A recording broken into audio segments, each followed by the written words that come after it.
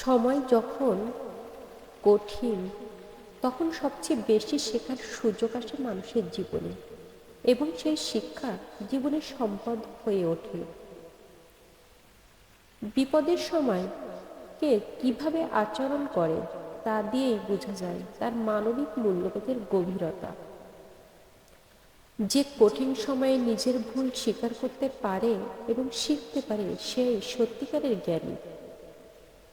জীবনের সবচেয়ে কঠিন মুহূর্তগুলো আসলে আপনাকে প্রকৃত পথ দেখায়, সঠিক মানুষের সন্ধান দেয়। যখন আপনি নিজেকে সবচেয়ে দুর্বল মনে করেন, তখন বুঝতে পারেন যে আপনার আসল শক্তি কোথায়। জীবনে চলার পথে একাই চলতে শিখুন, কারণ বাস্তবতার সামনে আবেগের কোনো স্থান নেই। বিপদে বিপদে যে আপনাকে একা ফেলে দেয়, সে আপনার জীবন থেকে একটি বোঝা কমিয়ে দেয়। আপনি যেখানে যান, ভালোবাসা বিলিয়ে দিন। আপনার কাছ থেকে খুশি না হয়ে যেন আর কেউ কেউ না ফেরে। প্রতিদিন এমন একটি কাজ করুন যা আপনাকে প্রতিনিয়ত ভয় দেখায়। জীবনের সবচেয়ে বড় গৌরব কখনো হেরে না যাওয়ার মধ্যে নয়, বরং প্রতিবার হেরে গিয়ে পরে উঠে দাঁড়ানোর মধ্যেই গৌরব নিহিত। সুন্দর ভবিষ্যৎ শুধু তাদের জন্যই যারা তাদের স্বপ্নের সৌন্দর্যে বিশ্বাস করে। ভালো কথা বলার চেয়ে ভালো কাজ করে দেখানোই উত্তম। আমাদের জীবনের অন্ধকারতম মুহূর্তে আমাদের আলো দেখায়, দিকে মনোনিবেশ করে।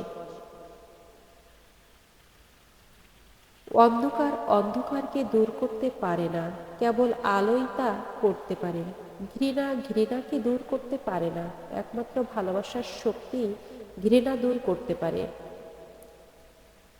আবেগ ছাড়া মানুষ বাঁচতে পারে না, ঠিক কই, কিন্তু বাস্তবতার সামনে আবেগের হাস্যকর ব্যাপার। বাস্তবতা কঠিন চশমা, চোখে উঠলে সব কিছুই ঝাপসা লাগে। বাস্তব জীবনের বিপদের সময়ে বোঝা যায় কে আপন আর কে পর। বাস্তব জীবনের কঠিন পরীক্ষায় মানুষের আসল রূপ প্রকাশ পায়। যে জীবন সহজ মনে হয়, সে জীবন সবার জন্য নয়। দুঃখ আসলেই বোঝা যায়, সাহায্যের হাত আসলে কত দূরে। বাস্তব জীবনে বিপদে পড়লে বুঝি বন্ধু কারা আর শত্রু কারা। জীবনের ঝড়ে যারা টিকে থাকে, বাস্তব জীবনে তারাই আসলে সত্যিকারের বন্ধু। বাস্তবতা হলো সেই শিক্ষক যা কঠিন সময়ে সয়ে যেতে শেখায়। প্রকৃত বন্ধুত্বের পরিচয় মেলে কেবল বাস্তব জীবনের কঠিন দিনগুলিতে। কঠিন পথে হাঁটার জীবনে আসল চ্যালেঞ্জ। বিপদে যে পাশে থাকে, সেই হলো আসল বন্ধু।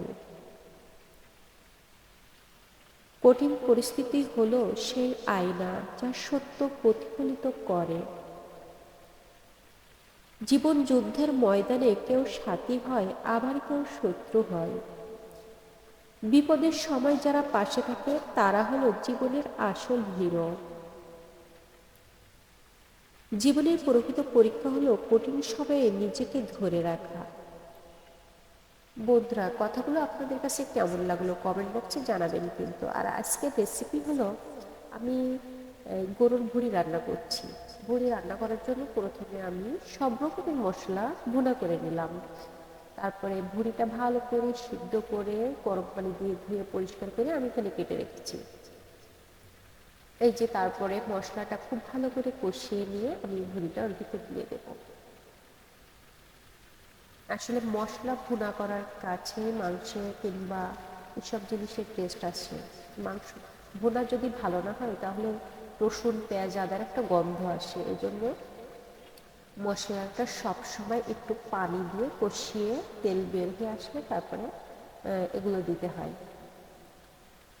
আমি এবার সবগুলো একসাথে খুব ভালো করে কষিয়ে দেব। একটু পানি অ্যাড করা ভালো। আমি পানি অ্যাড করব। আসলে ভুড়ির রেসিপিটা আমাদের একটা লোভনীয় খাবার, এটা আমরা সবাই খুব পছন্দ করি। আমি তো করি, আপনারা করেন কিনা আমি জানি না, করলে কমেন্ট বক্সে জানাবেন কিন্তু। আর আমার ভিডিওটা আপনারা দেখেন কিন্তু কমেন্ট করেন না, তার জন্য আমার খুব খারাপ লাগে। আপনারা কষ্ট করে একটু লাইক কমেন্টও করে যাবেন, আর কে কোথা থেকে দেখছেন সেটা কমেন্ট বক্সে জানাবেন কিন্তু। এভাবে ভুড়িটা ভালো করে কষিয়ে আমি প্রেসারে দেবো। প্রেসারে দিলে কি হয়, একটু দ্রুত রান্নাটা হয়ে যায়, সিদ্ধ হয়ে যায় ভালো।